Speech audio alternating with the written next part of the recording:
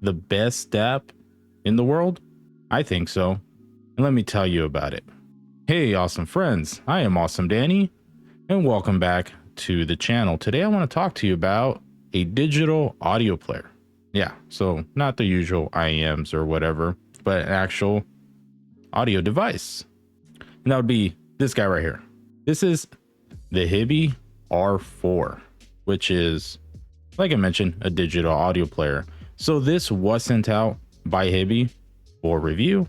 They didn't ask that I say anything in particular. In fact, all they asked is if I could take pictures of this with Sunny. So I'll probably put up a few pictures, but he actually really likes this. I'm not sure why, but he really likes the plastic cover case. He tries chewing it. So we try to limit the time that he had with it, but he really likes it for some reason. But anyways, let's move on. So I think this is probably the best DAP on the market right now. And there's one huge reason. So the big reason why the R4 is such a great digital audio player. That's really easy. It's the price, $249. It is, in my opinion, severely undercutting the competition. So, though, in my opinion, no matter how you look at something, and especially in these kind of hobbies where things are just not necessities, they're all just luxuries. Anything past the basic function and use case for any type of audio product, to me, is just a luxury. So if you can get the same thing, even if it's not the same quality as something more expensive, to me, if it's a lot cheaper, it doesn't matter. For example, my favorite example of this is the KZ DeFi IEMs. So those are always like $5 on AliExpress choice sales. $5. There is not a single IEM that I would rec over that if you're just looking for something to listen to music and don't want to jump into the hobby. $5 for a solid IEM, get it, get out. So this video is going to be a little ranty and a little bit all over the place. There's a lot to talk about here, and I'm really excited to tell you guys about it. So like I mentioned, it is $249, not $249.99. Keep those 99 cents, just like with the Project Ace. They're letting you keep those 99 cents so you can, I guess, travel back in time like 15 years and get a McDouble. Not much else you can do with 99 cents these days. Let me know in the comments what you could do with 99 cents right now. Like if you had 99 cents, what could you do with it? Like, can't even go to the dollar store no more. Dollar Tree's like $1.25 now. Man, things are rough. So the R4 comes in this box.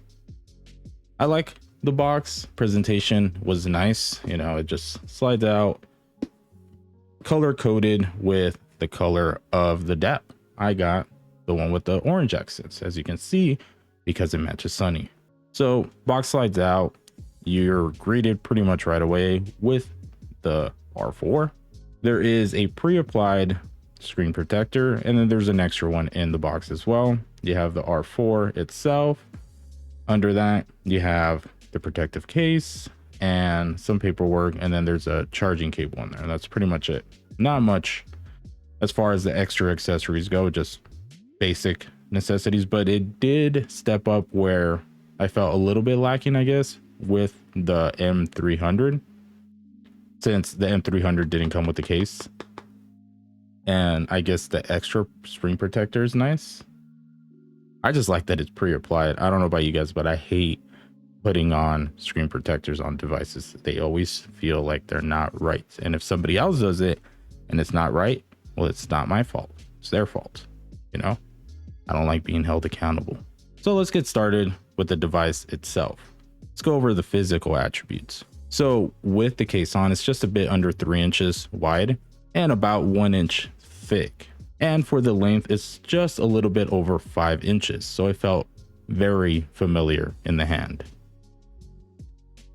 At the top, you'll see there's a little strap loop, so you can actually loop in a lanyard, which they sell, but it's also the lanyard's actually included with pre-orders while supplies last, and comes in every color that the R4 comes in. There's a little lanyard that you can slip on, hanging off your bag strap or your jacket or something. Just carry it around like that. It's really cool. I personally wouldn't do it. I kind of wanted the strap so I can put it on Sunny and take a picture or video of him carrying it around, but I didn't get the strap, but I'll probably order one. So overall, the build on this is amazing. It's solid, it's sturdy, quite hefty. Like, it's not super heavy, but it does feel dense and well put together. No loose parts, no rattling, nothing. Everything is just one solid piece and it feels great. So up here next to the strap loop, we have a little function switch. As of right now, all it does is flip the screen or lock the buttons. So if this is like in your pocket and you don't want to accidentally change volume or skip track or anything, you lock that. That way it's playing and you can still bring out the device, turn on the screen, and do any touch commands. It'll be nice if HiBy ends up adding more functions to that switch. I personally never really use function switches until I got the M300, which I actually use all the time now. It's nice to know that I can flip the switch, the device is secure and nothing's gonna mess with playback. So on the top here, right above the screen on the front, there's a little light strip. And this light strip actually does a few things. So it'll let you know when it's on, standby mode, it's on, ready to do stuff. It will also glow while it's charging, let you know when it's done. It also changes with playback. So depending what type of codec, bitrate, whatever that you're playing back, it will change colors. For me, for example, using Apple Music, for the highest bitrate, when it would be at 192K, it would glow green. And then at 44.1, it glows that yellow color. So something else I want to mention quickly while we're on the subject. So this DAP does have system-wide bit perfect sampling. It bypasses the Android resampling, so you don't have to worry about that. I'll mention more about that later, but just wanted to mention it now. So on this side over here, we have an micro SD card. So there's expandable storage here. It supports up to 2 terabyte, but there's only like a couple options for 2 terabyte micro SD cards right now. I have a 512 gigabyte Samsung Evo card on there, popped right in. It was already formatted from something else. I think it was on my phone and it just took it right in. It's worked fine. I was able to even swap cards from like the M300, which I have actual Apple Music downloaded on there, and swap it here. It worked fine. I did mostly use this streaming while testing, just to put that little bit of extra stress on it. And then right under that, we have the volume buttons, up or down. So plus is increase, minus is decrease. You might want to write that down. And then on the other side, we have the power button or screen button. So power it on and off, activate screen, deactivate screen, and then we have playback command buttons. So backtrack, forward track, pause and play. And then on the bottom, on this little butt down here, you see that little R4 butt, we got 3 ports here. We have the USB-C charging port, which is also data transfer. We have the 3.5 single-ended output and the 4.4 balanced output. Single-ended is 165 milliwatts at 32 ohms. Balanced is 525 milliwatts at 32 ohms, which is a good amount. I mean, this thing had plenty of power. I actually had it on low gain pretty much the entire time that I used it, and it was fine. Last but not least of the physical features, what you look at most of the time, the screen. So the screen is a 4.7 inch IPS display with a resolution of 720 by 1280. Screen colors are good. Everything looks fine. I had no issues with the color accuracy and how vibrant they were. Screen overall does feel like it doesn't get as bright as I would like, I guess. Like even at max brightness, it's fine for me, but I usually use my devices on lower brightness. My wife always gives me crap about that because I'll hand her my phone and she's like, I can't see anything. But I just do it to conserve battery. And if I can see it, I mean, it's fine, right? But yeah, at max brightness, it's still a little on the dimmer side. So enough of the outside. Actually, before we get into what's inside, take a look at this. Dude, this thing's so pretty. It is very unique looking. The design on this is just amazing. And like I mentioned before, the build is great. It's just, they made it work too. Like it just looks great. Very futuristic, cyberpunk, techie. I love that whole vibe it has going on. As for what's actually inside, so what makes this thing run, what makes it tick. So we actually have a similar fashion to the M300, an actual more modern processor in here, which is great because, oh man, there's so many DAPs out there that just don't have good processors in there. They're just old and outdated. It's like, why build such a cool device and then not make it feel nice to use? I wouldn't want that. I don't care how cool something looks, how great it sounds. If it's just a laggy and clunky mess, I want it to be snappy, quick. I want it to be as good, if not better, as my alternatives, which for a long time in the more budget space, the best DAP wasn't even a DAP. It was get a used phone and then strap a dongle to it. And then there you go. Very good DAP. And you can pretty much end game on that. This guy has changed that for me because this is basically in that price point. Instead of me saying, hey, go get a old phone, get a dongle, strap it onto that phone, and you have a good DAP. It's not like, hey, get this. It's probably going to run around the same price, maybe even cheaper. And you'll get the same experience, if not better. But going back to that processor, we have a Snapdragon 665. None of those old janky stuff. Good stuff here. So overall, using the R4 is very snappy, very responsive. The screen is great, but it's also the performance.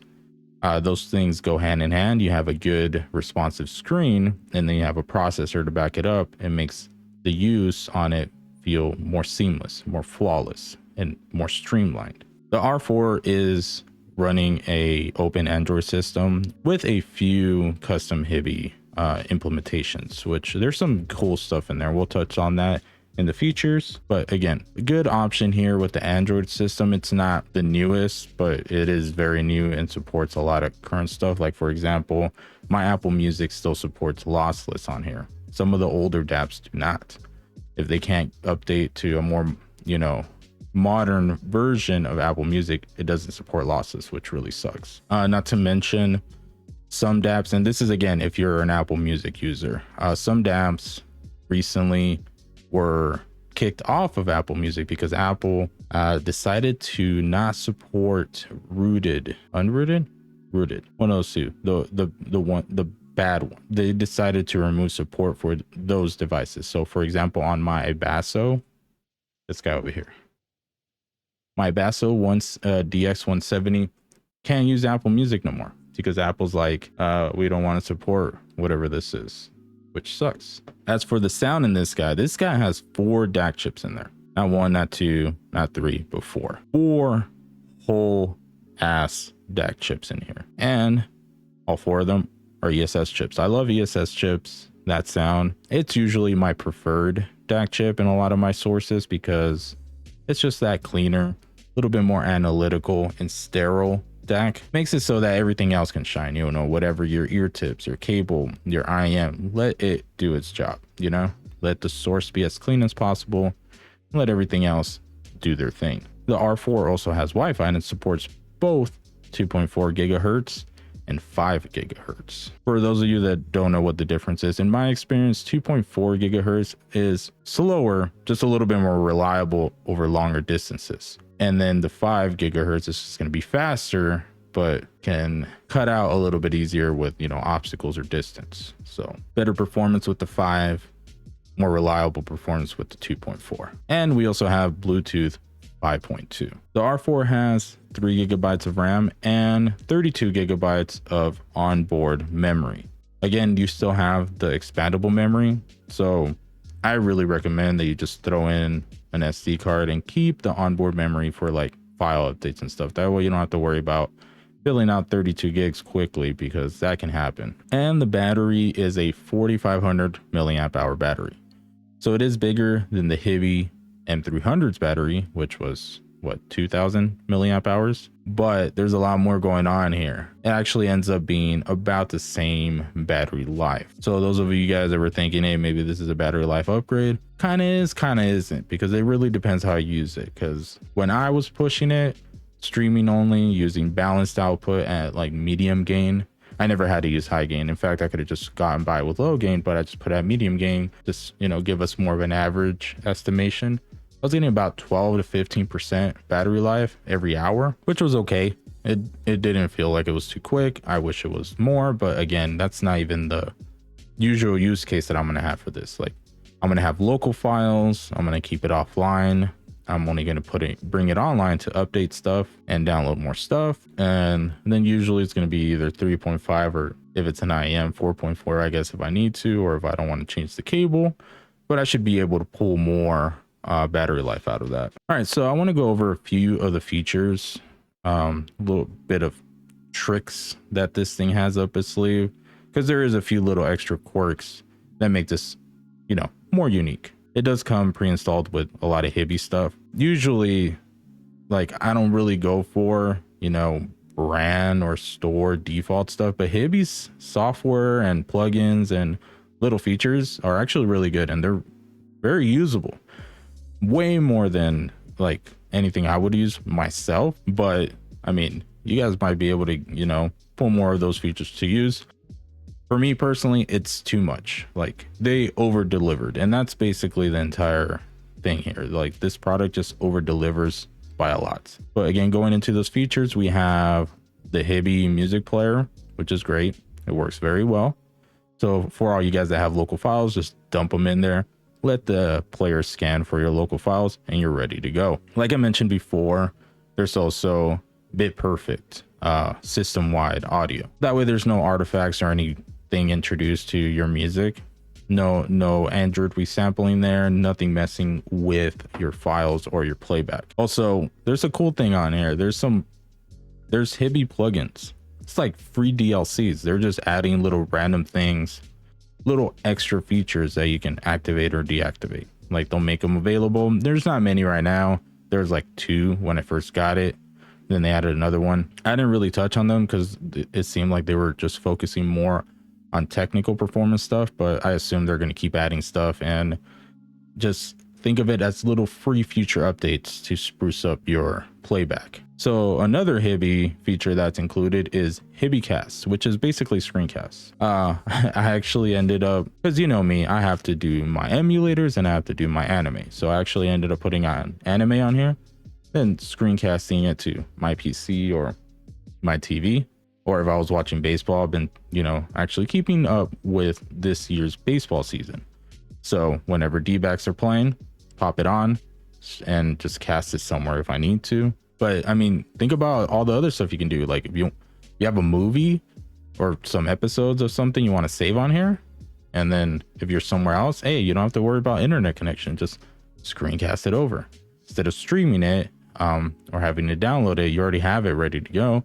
Just screencast it over to wherever you want to watch it. It was actually a really nice little feature. I didn't expect anything of it at first, but in use, it was actually very practical and beneficial. So there's also the MSEB or something like that HiBy has included. Basically helps you tailor, just like EQ, the sound of that you're getting out of this. It's basically an EQ, but instead of it going through, you know, the frequency range and you deciding to change based on that, it just gives you adjectives and what you want to modify. So if you want the music to sound darker, okay, slide it over to darker. If you want it to sound warmer, okay, slide it over to warmer. And it actually works. So it kind of simplifies the process a little bit, and that way you don't have to do too much guesswork or overthinking. It's like, hey, I like the set, but it's a little bright. Let's tone that down a little bit. There we go. Nice and mellow.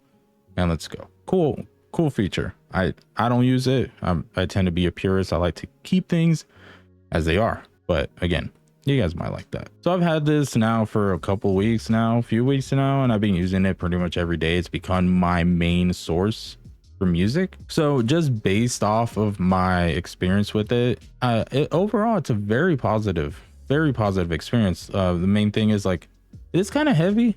It's not heavy, but it is heavier than what I usually carry. So I definitely notice it. Also, if I'm wearing basketball shorts, kind of start sagging a little bit. So I need to actually use the drawstring and tighten those. I don't want to, accidentally catch a case or something, right? Also on the screen. See, this is not something that I care about, but I know a lot of you snobs do, because I've looked at phone reviews, mostly phone reviews. You guys know who you are, damn Apple users. So see that? There is some empty space there. Bezels are a little big on the bottom. On the sides, they're okay. Just on the bottom, it's probably the worst part. And then on the top, it's fine because it's filled in with, the little light strip and stuff. Some of you snobs might not like that. So I'm letting you know right now, if you don't like bezels, this is not for you. Also touch grass. So like I mentioned before, Sonny really liked this. I don't know why. He liked chewing on this. Also on the back here, there's a few light strips that don't light up often. They light up when I turn it off. Like when I'm powering it down, they light up. I don't know what else they do. I usually keep this screen down on my desk, so it'd be cool if they would light up too. So HiBy, if you can somehow add that in a plugin or update, that would be appreciated, because man, I didn't even know they were back there. I didn't notice them until like recently. When I went to go power it down, I happened to turn it around and it was night and everything was dark, and I saw the lights because they glow faintly, and I was just like, oh, that's cool. And I couldn't find any settings to mess with those on the back. So HiBy, make these change based on playback if possible. I'm not even sure if these can change color because they're just orange when I saw them. They match the rest of the of the scheme here. So I know that's not everything about the HiBy R4. There's just so much here. I guess if just a quick recap, I feel like it's an upgrade from the M300. Not necessarily only in sound, even though it does sound better in my opinion. Small change. I guess we should talk about that, right? Sound clean, analytical. It feels spacious, detailed, very uncolored. It gives you the music and it lets the transducers do their thing and the music do their thing. Doesn't get in the way. It just gives it to you direct. We do have, the balanced output option over the M300. Battery life seems like performance is about the same. Maybe you can squeeze out a little bit more out of the R4 depending on how you set it up. The screen is bigger. The screen feels a little bit more responsive. It might just be because the M300 is smaller screen and not big fingers, but it's easier to use the R4. And to me, it's become my default recommendation. If you want something a little bit more portable, stick with the M300. I still use my M300 every day. In fact, I probably use it more than the R4. R4 is mostly a desk device, but M300 is my on-the-go device. When I go to Can Jam this year, I will be taking both though. So like I mentioned before, my default recommendation of grabbing a phone and strapping the dongle to it. That's, if you want a dedicated device, just skip that. Save up and get something like this. Get one of these two. They're just amazing for the price. They over deliver and they're a great experience. I mean, there's just so much to cover on these guys. Like, again, just like anything that I basically said about the M300 in that video, a lot of it can be applied here as well. It's almost like HiBy took the M300, just built on that. They're both basically phones. They can do whatever your phone can, and they perform, at least compared to my phone, which is a Samsung A23, they perform to the same capacity. The only thing they can't do is talk, which I don't want to do that anyways. I like my uninterrupted listening. I enjoy my dedicated devices. I like to immerse myself and isolate whenever, I'm actually seriously listening to music. Also, why you guys calling me, dude? Just text, just send an email. I don't want to talk to anybody. All right, so that's it. I will do follow-up videos, or if you have any questions, please don't hesitate and ask in the comments. I'll try to get back to everybody on this. This is a very, complex product. There's a lot it can do. There's a lot of specific questions that I probably did not go over because I maybe didn't encounter that scenario yet, or it's something that I didn't look for, but you might be looking into. So don't hesitate. Ask and I will answer. But HiBy R4 rec rating, solid 3. 249 bucks. That's not bad. It undercuts a lot of other DAPs that are very similar to this. In my opinion, the sound quality on this is great because it is clean, uncolored, and unrestricted. Performance is great. The daily use case for it, like it could easily be an everyday carry. Like again, I was just comparing directly to the M300. This is just way easier to carry around. It's tiny, very light. For my use case, it does everything the exact same way that I would, get out of this guy. I really appreciate that they even included a case for the R4. That was great. I guess like really the main nitpick would be battery life, if you can get more out of it. But I see myself getting like 15-20 hours out of it once I have it properly set up to my needs and my use cases. So not too bad, but I know how some people still, wanted more battery life than that. Alrighty. So HiBy R4, go check it out. That's it for me tonight, guys. Thank you Patreons and thank you YouTube members for keeping the channel running. I really appreciate it. We would not be here without you guys. And I guess that's it. I am Awesome Danny, and until next time, you stay awesome, friends. Bye.